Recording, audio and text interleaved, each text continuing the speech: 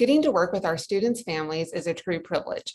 I chose to share our Path to College and Careers Parent Series for a couple of reasons.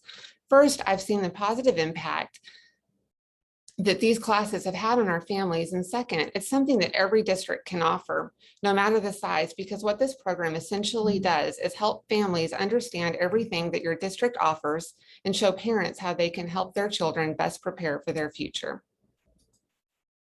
So just a little bit about Irving. So we do have over 33,000 students and over 4,000 employees.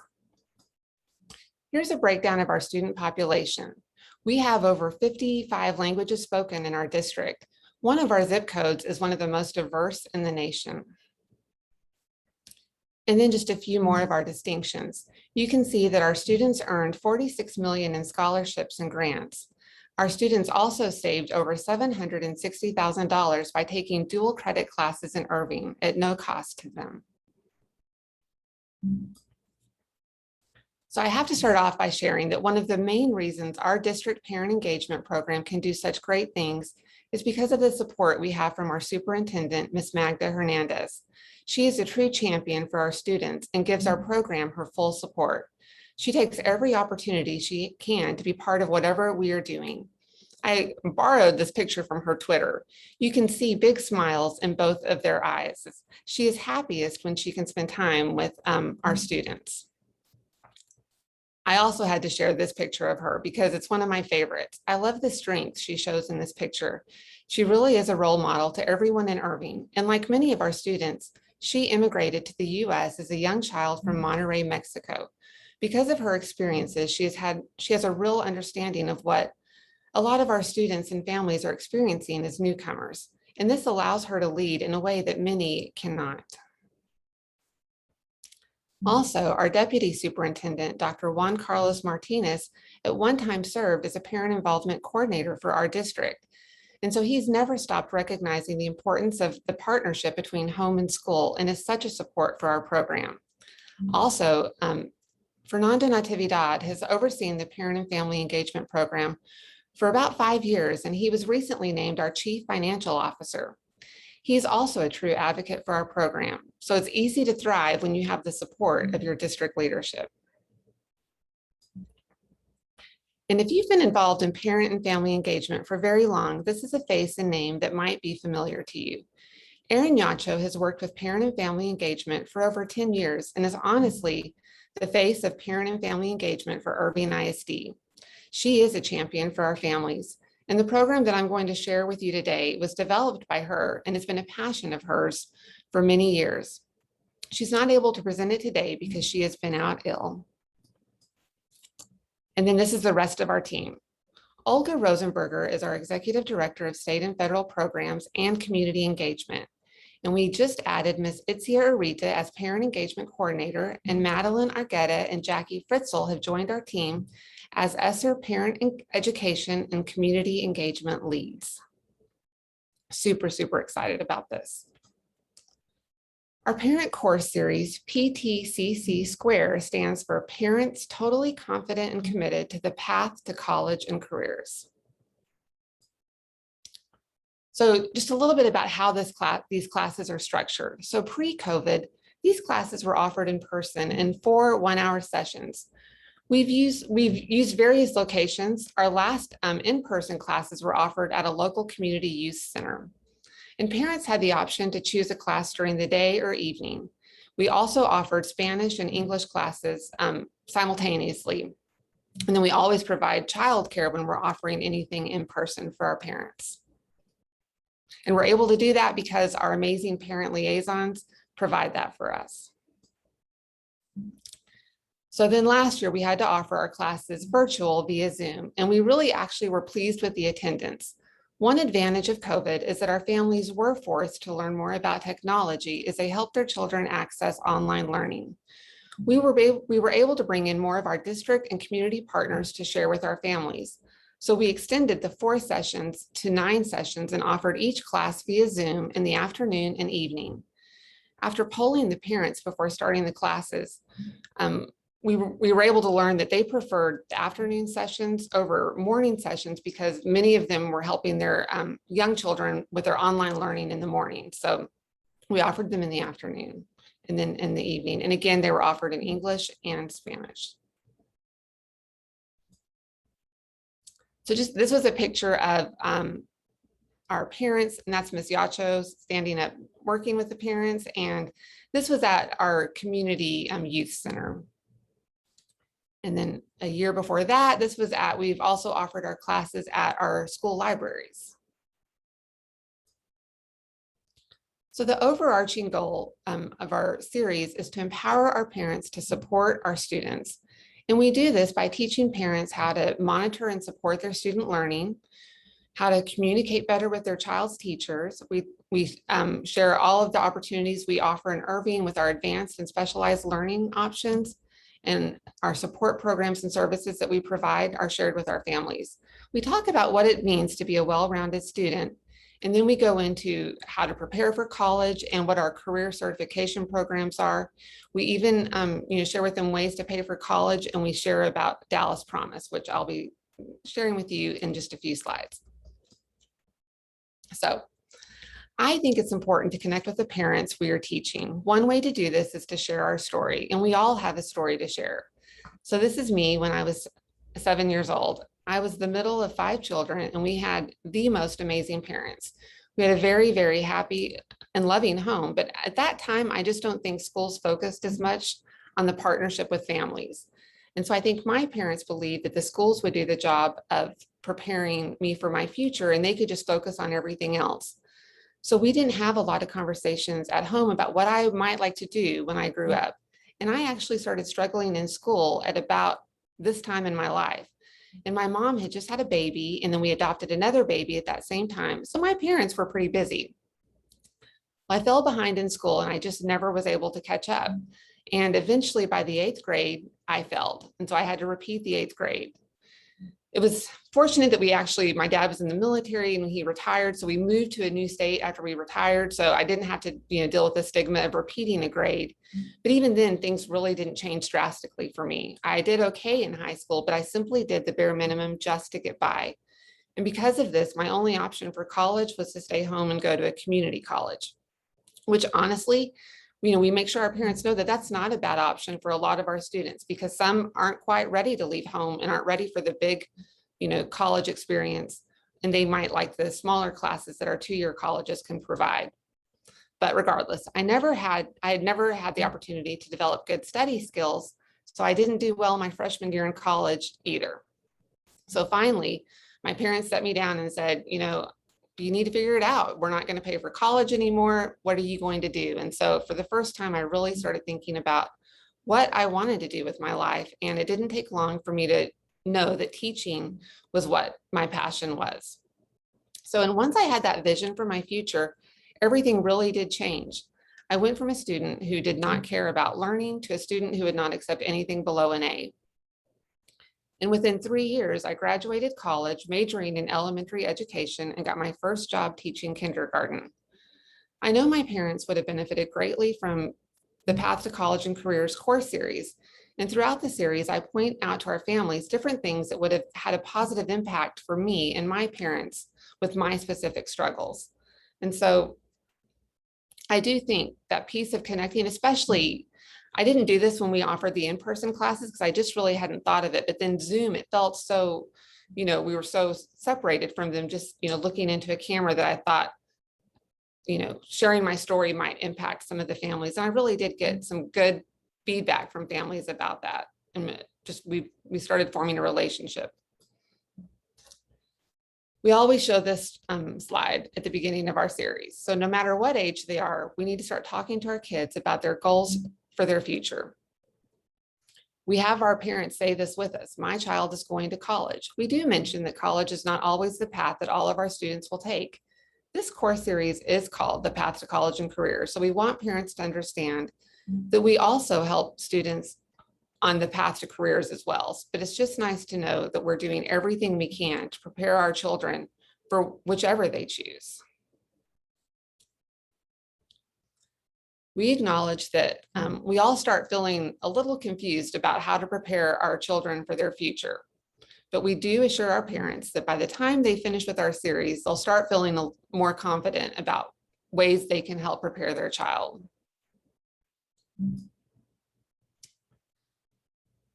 It's really important that we recognize parents as their child's first and most influential teacher. They really do make the difference. We also assure parents that whether they have a pre-K student or a senior, that it really is never too early or too late to start planning for their child's future. We have many parents who come year after year, and as their children are growing up, it means something different to them every year. And then it also gives them an opportunity to learn about the new things that our district is offering. We always spend time talking about what types of classes that we offer at our elementary campuses and what they mean exactly. We always ask first what the parents know about different classes that are offered in elementary. Before we even show them the slide, we don't have them listed. And the first one that they always mention is the gifted and talented. They seem to know what GT is, and they always have a lot of questions about what the GT program is. So they learn that all students are evaluated in kindergarten and that they can be reevaluated once a year. They often are surprised to learn that they can request a GT evaluation for their child. We were worried at first that our campuses might be a little upset with us if all of our parents left our class to go request a GT evaluation for their child. And there definitely were more requests after our classes, but the feedback that we got from the campuses was only positive. We really do all want our parents engaging more in their child's education. So we didn't get any pushback from our campuses. They support our program. We all believe our children are gifted and have special talents. So it is disappointing when we find out that they're not GT and they don't qualify for the GT program. But we help our families understand that really less than 10% of our students are truly gifted and talented, but they still have great opportunities, and they can begin taking honors classes in middle school. So in most districts, I think our fifth grade students, they come home with a piece of paper in the spring with their options for what they can select to take in middle school. And so we talk about the importance of these options. Many times our parents are just signing the form without really knowing what they're signing. So starting in elementary, it's great for parents to start looking at the different types of classes that are offered in middle and high school and start having those conversations with their students. And then also visiting with their child's teachers to start learning about what their strengths and weaknesses are, which can also help them know what honors classes would be best for their child. And we do share that it's a lot easier to pull a child out of an honors class if they're struggling than to put them in an honors class after the year has started. We have a slide like this for every content area, just to show how our students have the opportunity to start earning high school credits in middle school. We also show them what it looks like for our GT students. So they're able to take 9th grade algebra as a 7th grader, and then 10th grade geometry as an 8th grader. So we share the advantages of earning high school credits in middle school. We also talk about the importance of their grades, though, if they're starting to earn, because they're starting their high school transcript then in middle school, and so how that impacts even when they're doing college applications, because they have officially started their high school transcript once they start taking those high school classes. And then we do the same for all of the core subjects next to show how this impacts the classes in the high school and how they have opportunities to begin earning college credits in high school. This particular slide is for math, and it shows that even a middle schooler who did not take honors math classes in middle school will still have the opportunity for college level classes in high school. We just want to ensure our parents understand that even if their child isn't ready for honors classes in middle school, it does not mean they can't be prepared to take advanced classes in high school.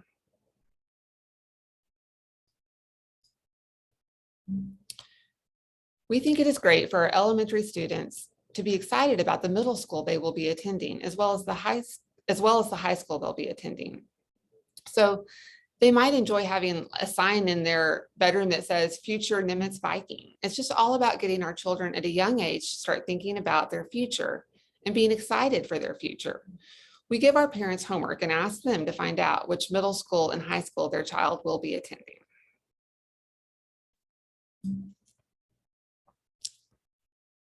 There are two essential tools that we share with our families. First is a calendar. We're always able to get the free calendars from our local credit union and give them to our families.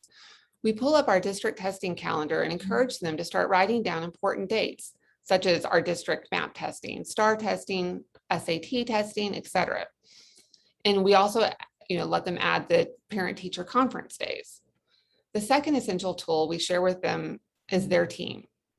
And so who is their team? We tell them their team is obviously their child's teacher, but their child's counselors, the school administrators, in addition to other parents. We learn so much from each other. We just need to be having these important conversations.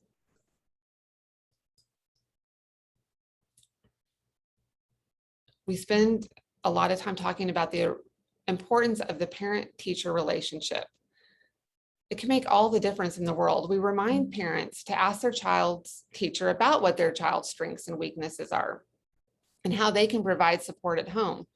But we also share how important it is for our parents to let the teachers know if there's things that are happening at home that might be affecting their learning, so that then the teacher can be more supportive. It's just about that two-way communication, because we all have the same goal and we all want what's best for our students.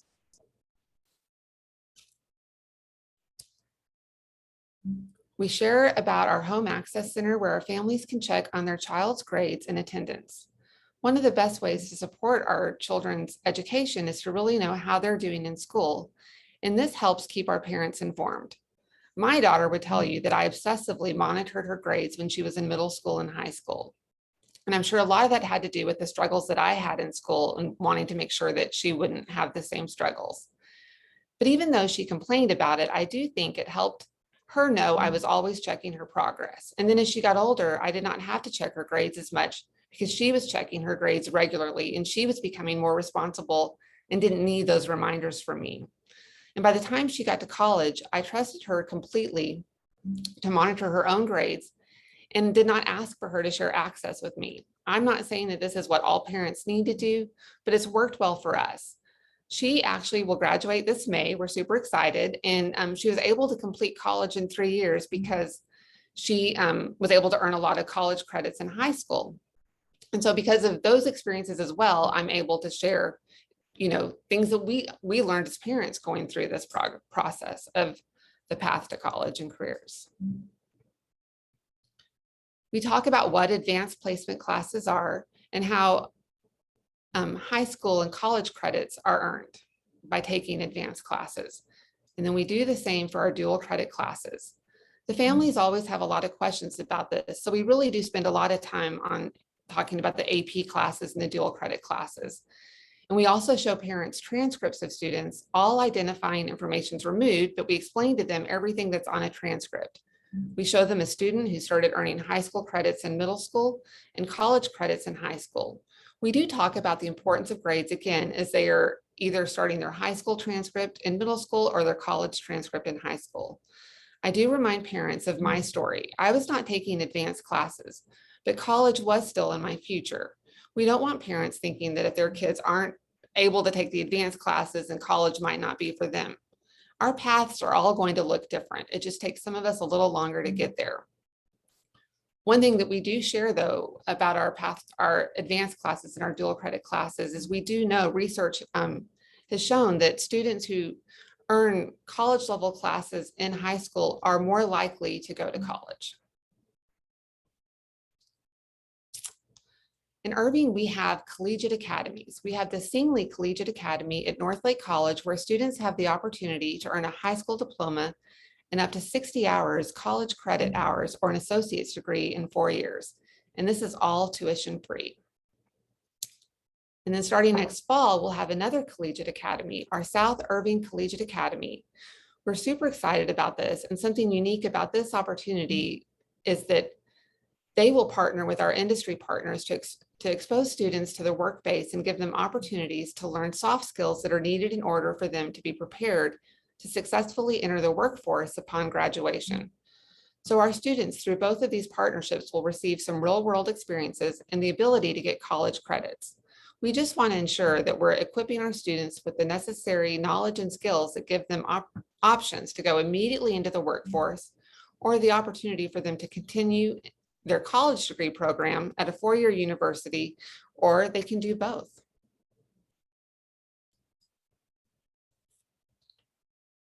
We have our CTE, Career and Technical Education Program, called Signature Studies, and we invite our CTE coordinators to come and share all of the opportunities our students have through their program.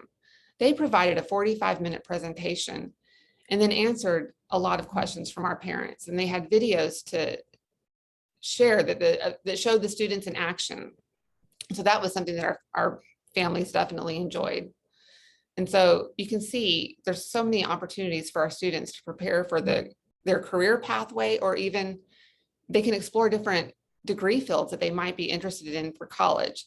I love that our students have all of these opportunities, and I think these classes really make the future seem real for our students. And last year in Irving, we started the Futures program. And so this directly correlates with our signature studies at our high schools. So it allows our middle schoolers to discover areas of interest and help them make more informed decisions when making high school choices. Again, I think this is something I also would have really benefited from, because it would have helped me start thinking about what my future plans might be and setting goals in middle school, where I was really struggling the most. And I think a lot of our middle school students and high school students are like that. It's hard to see anything past what you're experiencing right now. When you're in middle school, it seems like you're never going to leave middle school. And so just having conversations about their future and what they want to do, and their goals and dreams are going to change, but having those conversations regularly with our children is very impactful. So then other topics we share with our families, we look at our graduation plans and different endorsements. We do look at the course sequence as well. And then we spend a lot of time just looking at our website to show our parents all of the different scholarships that are available and help them learn how they can apply for those scholarships and what information their students will need.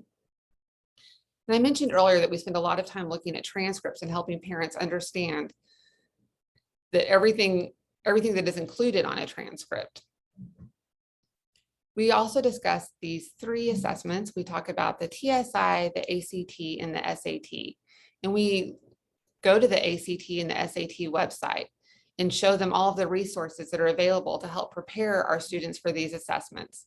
And then it's at this time again, when we're talking about these assessments, that we have the parents pull out their calendars and write down, we look at the district testing calendar to see what time of year the tests are offered and what grade levels they're able to take the test, and then the dates. And again, our students are able to take these tests at no cost.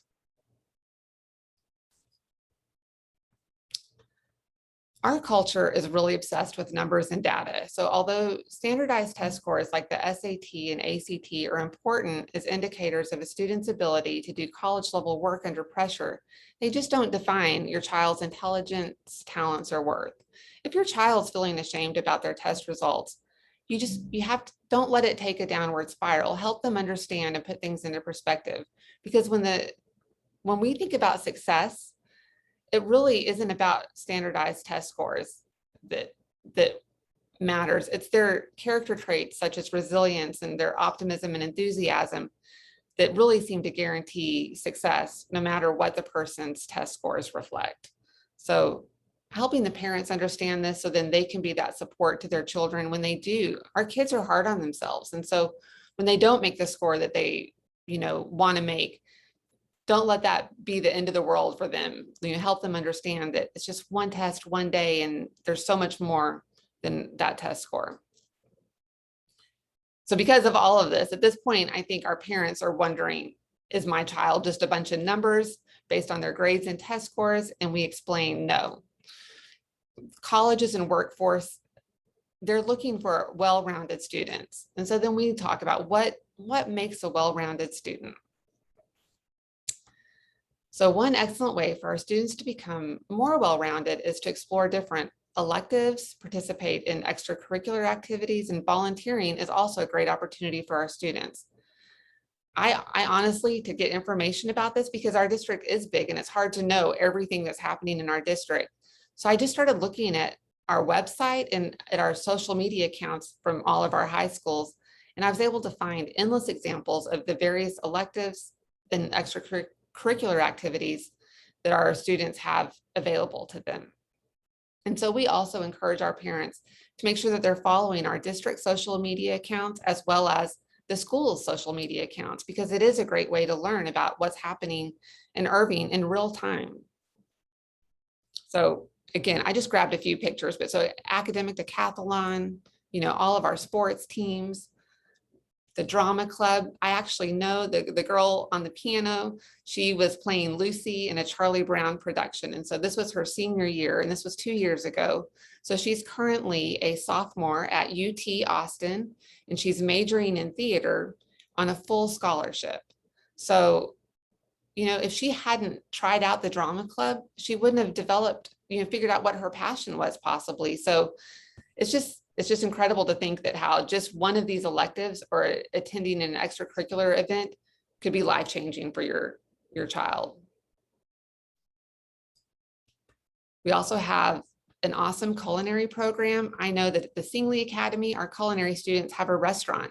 And so a couple of days a week, you can make a reservation and you can go have lunch. And they have it completely set up like a restaurant with a hostess stand.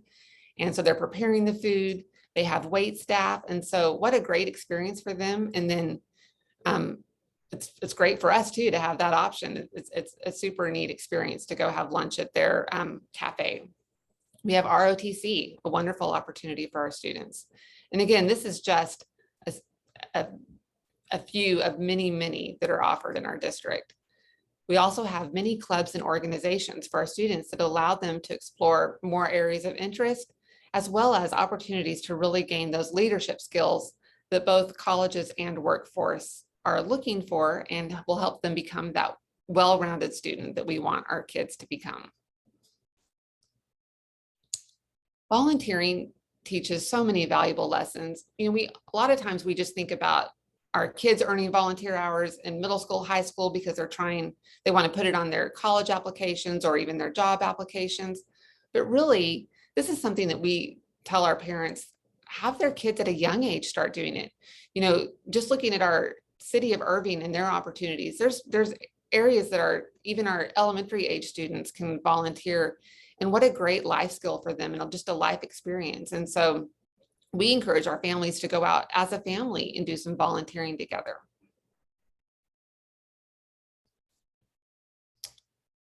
This was one of my favorite illustrations that I found when we were creating this class, because these classes evolve. Every year we make changes, we add, we delete. And so I found this a couple of years ago and I just loved it, because when we see successful people, we don't always think about everything it took for that person to experience success, because success usually does come with sacrifice and a lot of hard work and determination.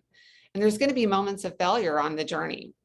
But with persistence and discipline, we're able to learn from our failures and experience growth and success. So I think this is a great illustration to share with our kids to help them understand that while success might look easy, it rarely is. I think our kids, so many times we're often looking just for the easy way out, and we don't realize that it does take all of this. And so just a great life lesson, I think. So we talk about our, it used to be our RTI, response to intervention. And last year we brought in the multi-tiered systems of support. I love this because it brings in, not just the behavior and academic, it brings in the social and emotional. And we know many of our students will have struggles. So we talk about how our district supports our students and has systems in place to provide prevention, enrichment, and intervention for all students. So we really do have a phenomenal MTSS team, and we're able just to go to their website and find resources that we can share with our families, because many of our students do struggle. So it's important that our parents know we do have these systems and can provide scaffolding for their success. And ultimately, just the more knowledge that our families have about these resources then allows them to be the advocate for their child that we want them to be when they're needing assistance for their child. If you're not familiar with Avid, it's just a phenomenal program. So Avid stands for Advancement via Individual Determination. And we offer this program at our middle school and high schools. And then one of our elementary campuses is offering Avid for the first time this year. So super excited about that. Our Avid coordinator comes and helps the parents understand the benefits of the program. And last year, one of our Avid tutors came and also shared with the parents. And so she actually was an Irving Avid student at one point. So she was able to talk about how the Avid program impacted her and allowed her to experience success. And now she's an Avid tutor, but she's going to college to become a teacher. So the parents love hearing these stories, especially from Irving, previous students, because, they can relate to these stories. So again, last year, because we were doing it via Zoom, we extended into 9 sessions. So we did bring in a lot of different partners, district and community to share. And so Dallas County Promise is an offer that's extended to students graduating from participating high schools to complete an associate or bachelor's degree.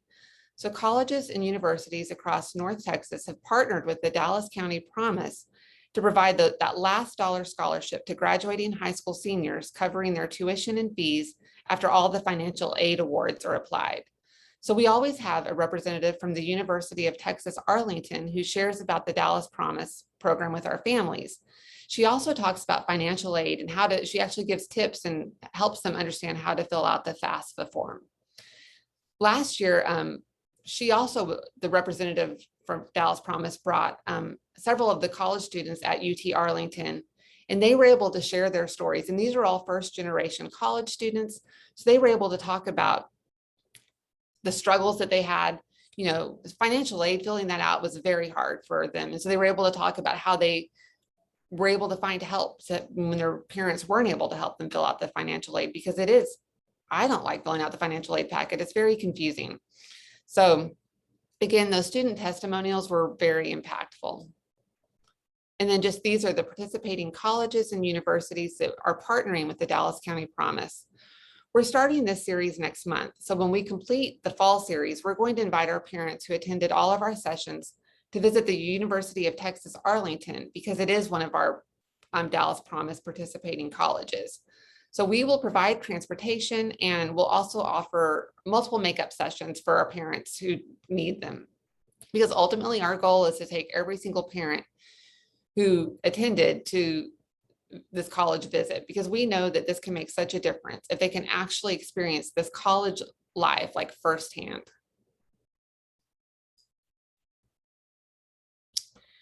And then we have Parent Promise. And so this is pretty new. And so it's a scholarship program that provides a pathway for our parents to earn a certificate or an associate degree in order to pursue a career field. And it has to be a in-demand field of study, but at no cost. So Parent Promise will cover any gap between state and federal financial aid at Dallas College to make sure tuition is covered. So the criteria for this program is that 1, they must have a child who's graduating from a Promise high school, and then 2, the family's gross annual income is less than $55,000. So we also had a representative from Dallas College share this opportunity with our families, and we actually had families in Irving participate in this program last year. I can't wait to be able to share their stories when they complete their degree or certification program and have them come share with our parents. And I've mentioned many times now that student testimonials seem to have the greatest impact on our families.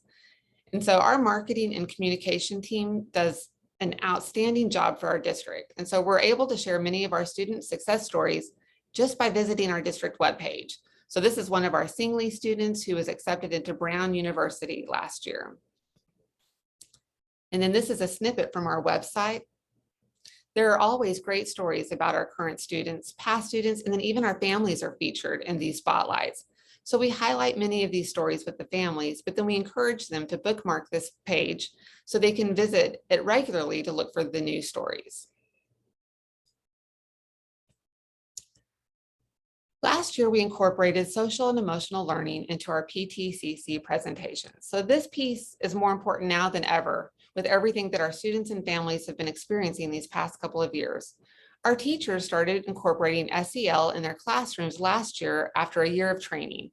And then in addition to incorporating SEL into the PTCC series, we also offer a separate course series just on social and emotional learning for our parents.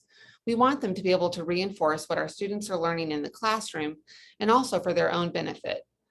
And then this series is more of a discussion series. So our parents have more opportunities to share and learn from each other and then form relationships with the participants in the classes. It's important that we do everything possible to set our children up for success. We talk a lot about how parents can support them academically, but the next section focuses on how parents can help them with their social and emotional well-being. So studies have shown that teens who don't sleep enough have lower GPAs and higher rates of car accidents and are more risk for physical and mental illness. So it's important that they're getting sleep. So some of the suggestions that we give and we talk about is, having a routine, a bedtime routine, and making time to relax before going to bed. And then keeping that regular sleep and wake time, even on the weekends. Don't adjust it too much because then you want them to have that internal clock.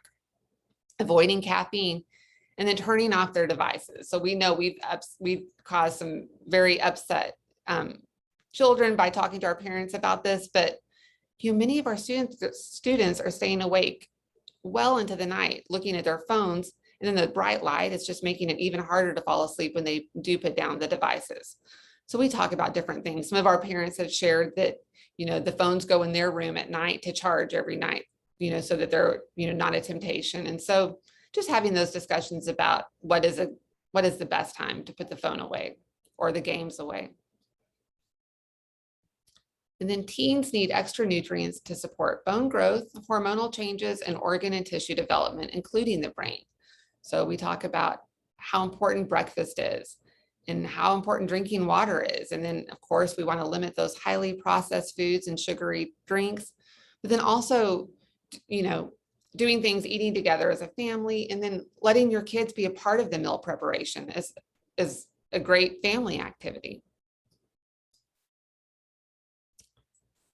Regular exercise actually helps change brain chemistry to reduce stress. So I talk to my daughter a lot about how exercise makes her mentally stronger. I don't ever focus on the body. Girls especially, they're very body conscious, and it really is about our mental well-being. So some of the ideas we share is involving the whole family, making it fun, exploring team sports. And then also, finding what motivates your child. So we had one parent share that her children loved competition. So they created a weekly family competition, and whoever exercised the most in the week got to pick the family movie night on a Saturday. So letting our parents share during these classes was really nice, because they all come with their own experiences and expertise, and we learn from each other. That's something we say a lot. We talk about the importance of being the role model for your child. We all win when we're taking care of ourselves. I love this quote. Example is not the main thing in influencing others. It is the only thing, by Albert Schweitzer. Speaking of self-care, this message, self-care is not selfish, it's necessary, was shared with Irving employees throughout the year from our superintendent.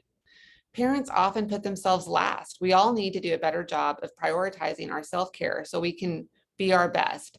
And so we do talk a lot about the importance of self-care with our families, because it is so easy to put yourself last. We're busy with work, all of the jobs that we have to do every day just to keep our house running. And so we just need to learn, though, that when we're taking care of ourselves, then we're giving our best self to our kids and our peers, our coworkers. Organization. So an agenda is an excellent tool to help our students become more organized. My daughter started using an agenda in middle school. And at first it was really about adding the fun stickers and using the colorful markers and just making it look pretty. But eventually it really did become an essential tool. And so she is in her senior year at college. And so she is still writing everything that she's doing in her agenda. And she says that she gets a lot of satisfaction in crossing things out as she completes them. So I really do think it's made a big difference for her in her education. And I know for sure I would have been impacted from having an agenda, because organization was an issue. So we talk about how parents can start this even with their elementary students. So it might just be, printing out a monthly calendar and writing down events. But as they get older and busier, then having them put in all the essentials like their due dates, test dates, and then also, penciling in that day for fun and rest and relaxation. We have to try to find a balance. So this backpack did not look like my backpack when I was growing up. This was a really big struggle that I had. I was very, very unorganized. And there were often times that I would have completed my homework and it literally got lost in my backpack. So as a classroom teacher, I also know that many of our students struggle with this. There were times when I would help kids find missing papers in their backpacks, and it honestly was gross. So we encourage our parents to have weekly backpack cleaning sessions to keep it organized.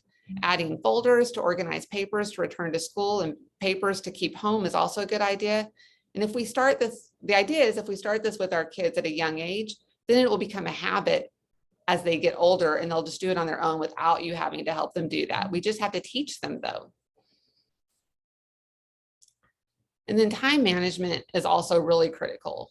So especially when we're thinking about them going to college, because their day is going to be scheduled so differently than high school. I liked this slide. It says the rule of thumb for study time is 2 hours of study per 1 hour of class time. And if going to school full-time, 12 hours, that equals 24 hours of studying per week. And then you also got to add in, a part-time job. Some of them are taking a full-time job. So that could easily add up to more than 40 hours a week. So we need to help them develop good study habits at a young age. And then also, one way to help them learn time management is have them set their own alarm clock without hounding them to get up and get ready for school. It's also good to let them try to schedule their study time and their fun time, and then regularly assess and adapt their schedule as needed, but just giving them that responsibility and having those conversations with them. So the study skills. We always tell parents to let their kids help them create guidelines for their study space. So removing distractions like your cell phone, being away from the TV or video games, but everyone's different. So you have to have those conversations. Is it better for them to come straight home and get their homework done first thing? Or do they need time to unwind and relax and maybe have a snack? So we have to help our children understand that if they can be prepared to focus, then they can get the assignments done much faster and have more time to do the things that they enjoy.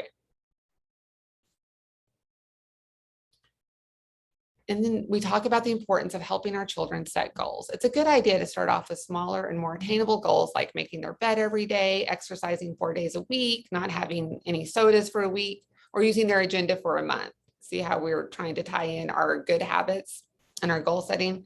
So setting smaller, more attainable goals that will help them experience success. And then they're not feeling so overwhelmed.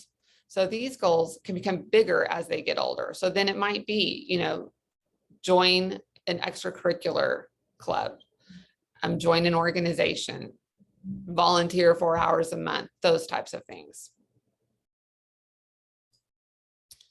And don't forget to have fun. We say this a lot to our parents. Our kids grow up so quickly. And so it's easy to get bogged down in all the responsibilities we have, but nothing takes the place of just having fun together as a family. And since they all have their calendars handy, again, we encourage parents to then pencil in time for family fun. So this is the train. I have a train analogy. I'm going to share this little story with you, but I found it last year when I was preparing these classes, and it really impacted me, and I thought it was worth taking the time to share it with our families.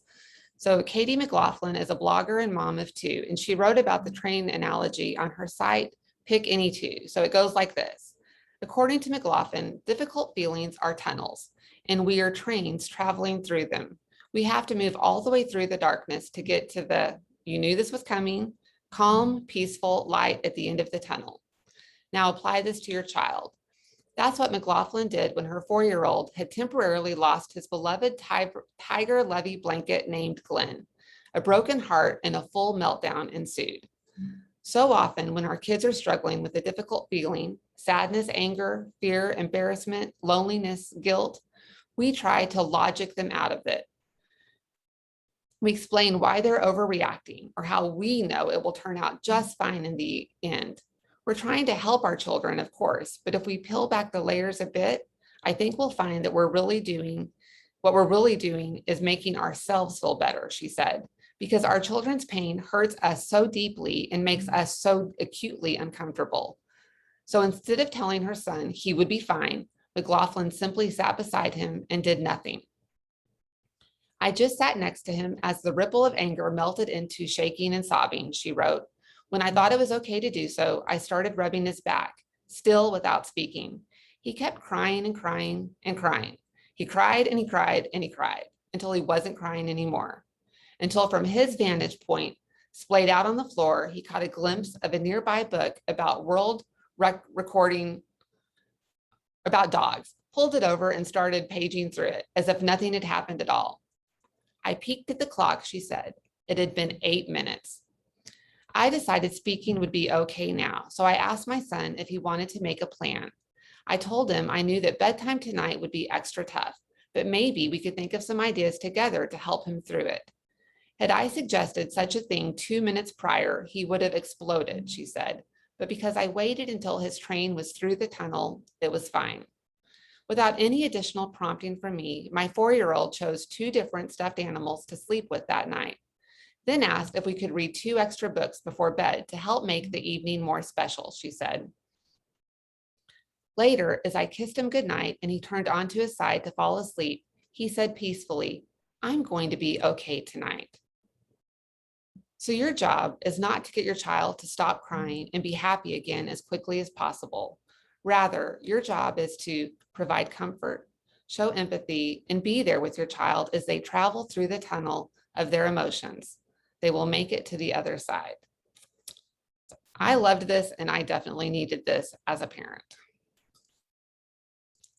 So this quote also speaks to the train analogy. The biggest gift we can give children is the freedom to fail, dust themselves off, and get back up again. This may be the hardest thing to do because we don't want to see our kids fail. This does not mean that we never extend a helping hand. It just means that we need to let them learn how to navigate and adapt so they'll be prepared. Life is bound to throw them curveballs, and we aren't always going to be there. I think this might be my biggest struggle as a parent. We have 1 child, and I mentioned earlier she was in college. I have finally learned to be better at this, largely because she lets me know she can handle difficult situations. I just want to make sure parents know that we will all make mistakes. Even as I was creating these lessons, I constantly thought to myself how much my daughter and I would have benefited from these classes. But we're all doing the best we can, and all we can do is grow and learn from our mistakes. So encourage your workforce or college-bound kids to make their own appointments and remember their own schedules. They may miss appointments or oversleep for school, but this creates a learning opportunity. It's so tempting to jump in the car and bring them a forgotten assignment, but consider not doing this, or maybe giving them 1 free pass each semester, just so they can learn the importance of responsibility. We know that in real life, if we miss important meetings at work, there's usually consequences. So learning about this as a student is better than learning to manage life and cope with difficulty as an adult. I liked this thought, making a roadmap to independence. So spend time creating this roadmap for helping children gain their independence, and think about specifics. Think about your rules for like when their curfew is, what dating rules there are, sleepovers with friends. And as they get older and show responsibility, we can just loosen the reins a little bit and help them gain their independence. And this was another quote I found that was so powerful. It says, "When we hold them back, they rebel against us. When our children know that we supported them to become independent, they will return to us for that inner dependence that defines loving families well beyond childhood." And I found that from healthychildren.org. So if they want to be independent, they need responsibilities. Our kids are part of the household, right? And so with independence does come more responsibilities. They need to know how to do laundry, yard work, and then even simple car maintenance, how to clean bathrooms, do the dishes, and helping them learn how to manage money is also very important. So as they get older, we can share even like what our budget looks like and how it impacts our decisions when we're looking at paying bills, and then if there's any money for extras and how we decide what those extras will be. This is also really helpful. And so one of the parents shared, she actually, got to share her camera and showed that this amazing job chart that she created and is hanging in their laundry room because they're all so busy. Her and her husband, are working long hours. The kids are busy with school. And so the only way to make it work is if they're all pitching in and they all have a job at home. And so it was kind of cool because she was able, it was a really neat chart. She made it on poster board with sticky notes. And I know it was impactful for her to be able to share that with us. And so for me, this is definitely another area that I wasn't the greatest at. And, I think many times I told the parents in my classes that they were getting to learn from all of my mistakes. But with that being said, I still am super proud of my daughter, and she did pretty great in spite of all of my mistakes. Communication is so important, and young adults need to know that everybody needs advice and help from others for the rest of their lives. And so parents need to be open about getting advice and feedback from their adult children as well. Open and honest communication is essential. So if you overreact when they tell you something, then there's a good chance they won't come to you the next time they're having an issue or struggling with something. And so sometimes it might not be what we want to hear. So we might just have to listen. Listening is what we need to do most of the time. But then it's okay to tell them, thank you so much for sharing. I've got a lot. Can I just think about it for a little bit? I'm not sure what to say. And then can we talk about it just to give you time to process? And this might avoid you from overreacting and not giving them what they actually need from you in the moment.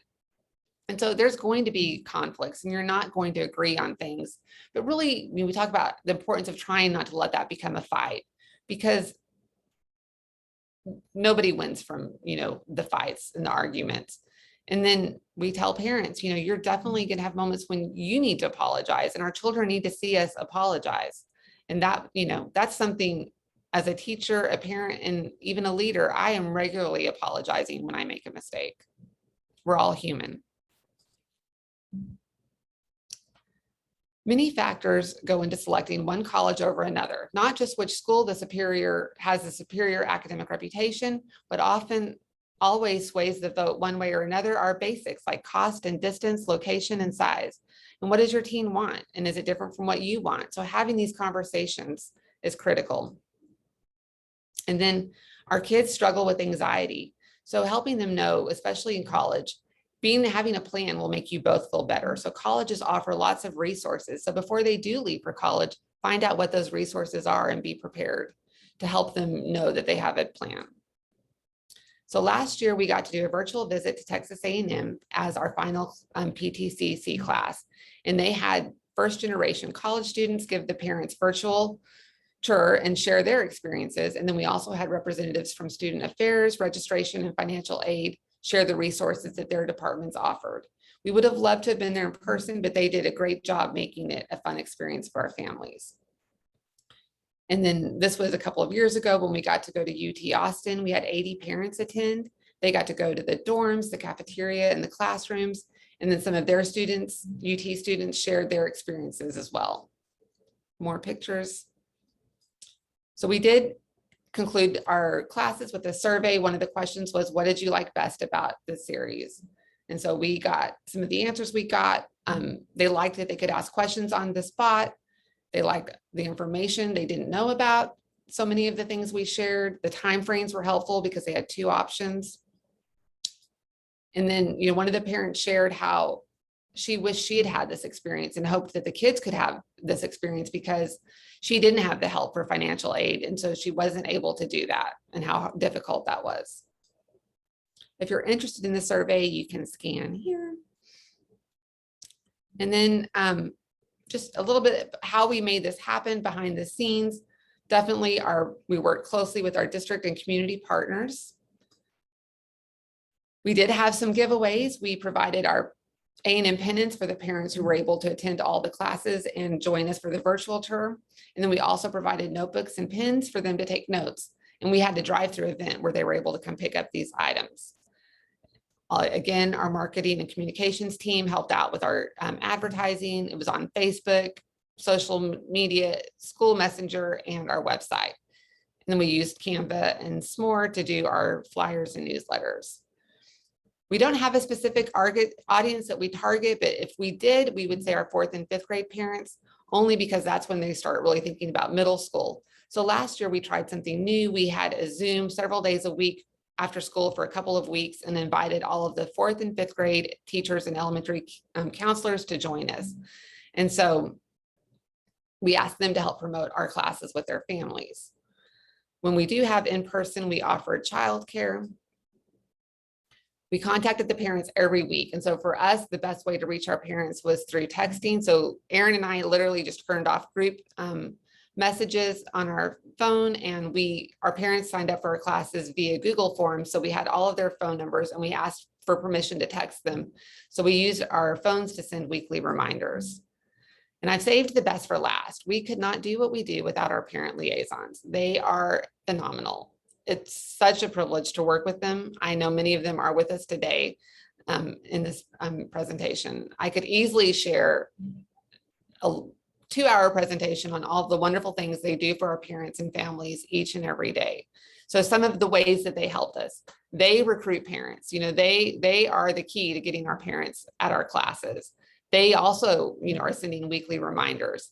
I mentioned earlier, they help with childcare when we are offering in-person classes, and then they facilitated our online classes as well. So they would then have the opportunities to share their own path to college and career experiences. And I tell them regularly, a lot of them are ready to offer these classes on their own. And so I think moving forward, that might be something else that we look at, is having smaller classes at the campuses. So just thinking about our future PTCC classes, we've offered them the last several years just in the spring. And so this year we're offering them in the fall and the spring. We want to bring in our military representatives this year. And then this year, for the first time, I mentioned we're going to go to a Dallas County Promise participating college. And then we are going to do an in-person visit at A&M in the spring if, everything, allows that to happen. We're going to do in-person classes. We're going to try that this year, but we're going to make all of them, our parents can also join us via Zoom. So we will do both. And then I'm excited to say we have, we've expanded our team. I mentioned that we added Jackie Fritzl and Madeline Argetta, our 2 ESSER community parent education and community engagement leads.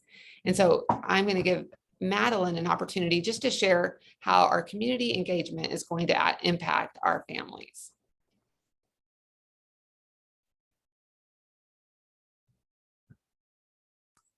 Hi, good morning. Thank you all for being here with us today. I am going to share with you some of the ways we are reaching out to the community, because as we know, it takes a village, right, to get these parents engaged, to help these kids.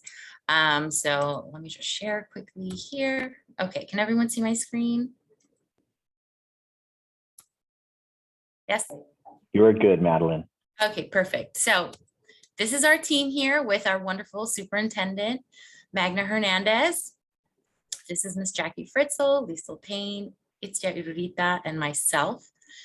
So we have increased our networking capacity. So we're increasing this by meeting with the local chambers of commerce, the Hispanic Chamber of Commerce and the Las Colinas Chamber of Commerce.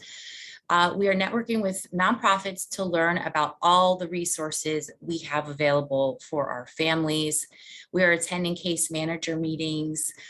In October, we actually have a community resources fair with Irving nonprofits, and there's an estimated 500 to 700 people that will attend. And the goal is for all the organizations to register families on the spot to meet their needs.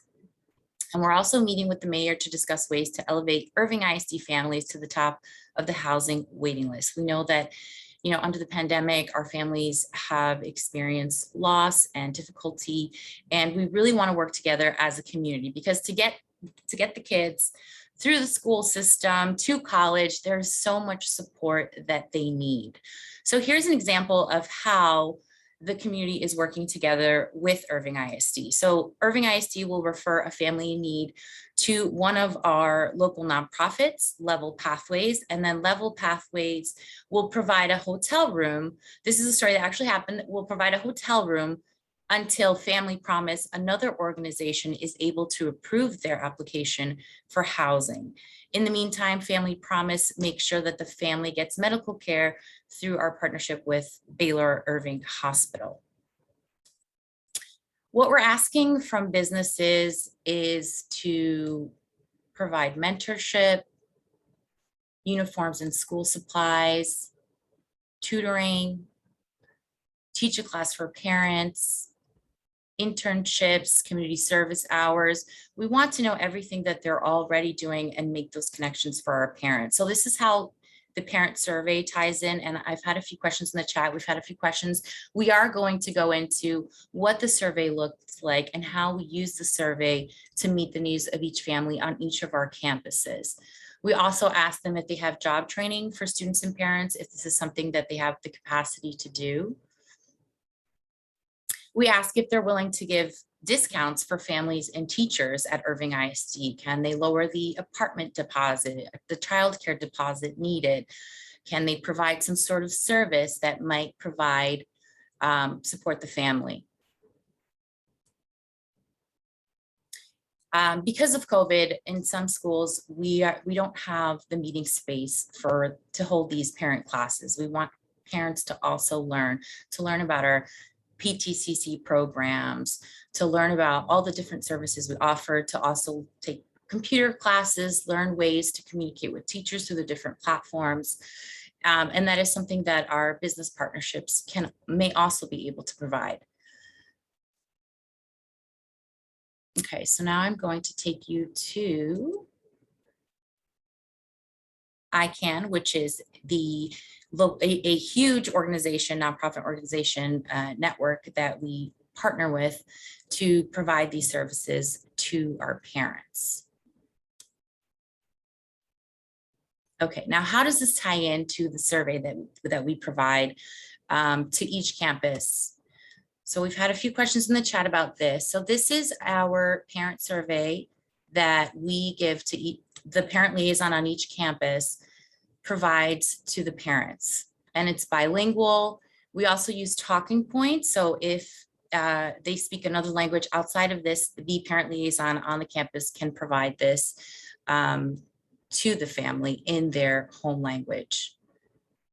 So now here it asks how they prefer to volunteer, can they volunteer, and what resources they need. So this is something that's monitored. Once the family has turned in this information, the parent liaison then looks to see what resources we have within the community to meet the need of that family. Do they need food? Do they need transportation? And then they will reach out to the family to make sure that that need is met.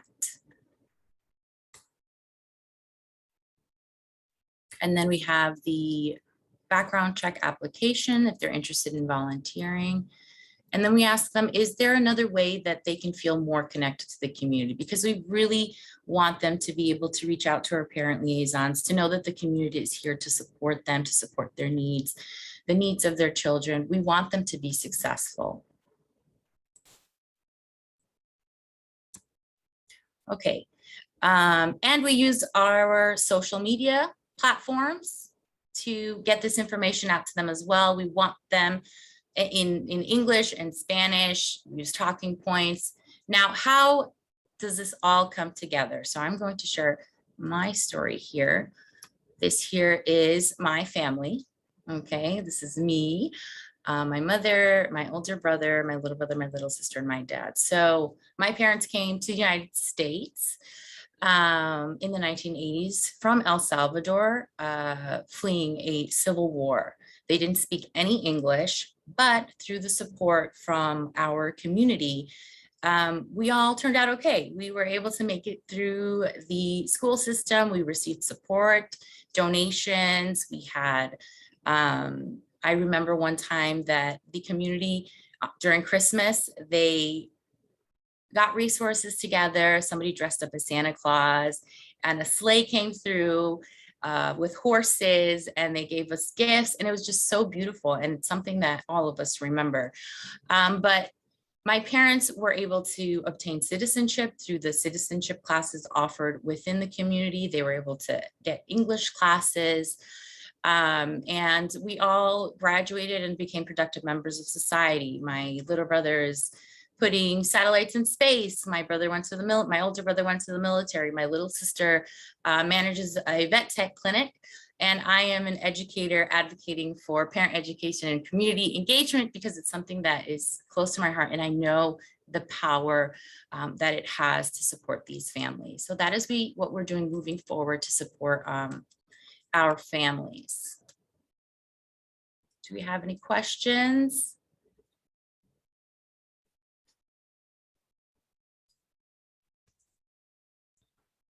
I think that concludes our presentation. Madeline, thank you so much for sharing. You guys can see that we have even better and bigger things happening in Irving, and we can't be happier to have gotten to expand our team. And we really are thankful for everybody that showed up to listen to us today. And I hope that, you're able to gain something that you can do with your families through a program like this. It really is just pulling in all of the great things that your districts are doing and, putting them on one platform, bringing everybody together to share that information with your parents. So it was a true privilege. Thank you. Thank you so much.